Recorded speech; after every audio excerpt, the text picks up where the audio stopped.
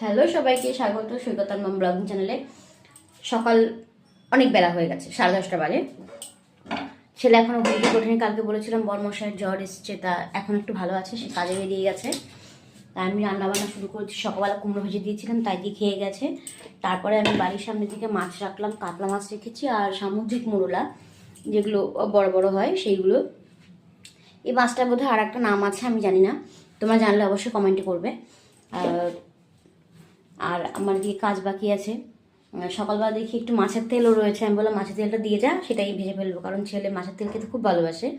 তাই ভেবেছি মাছের তেল ভাজবো, ওকে সকালবেলা মাছের তেল ভাজা দিয়ে খেতে দিয়ে দেবো।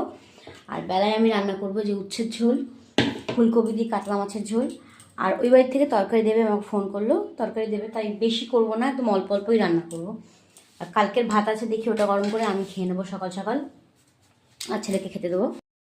এই যে মাছ এখনও বার করা হয়নি, এই হচ্ছে মোরলা মাছ, আর এই হচ্ছে কাতলা।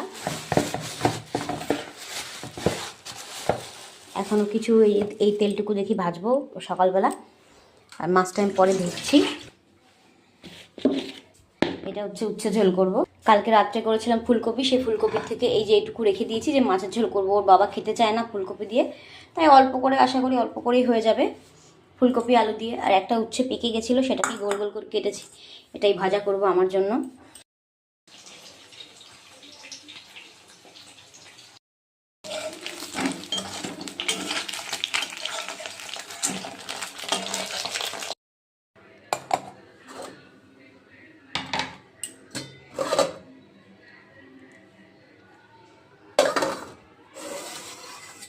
দুপুরের পরে এখন রাতে রান্নাটা আমার কমপ্লিট হয়ে গেল। রাতে আমি রুটি আর বেগুন পোড়া করেছি, একদম গরম গরম। বহুদিন বেগুন পোড়া খাওয়া হয় না, ভাবলাম আজকে বেগুন পোড়া করে ফেলি, সেটাই।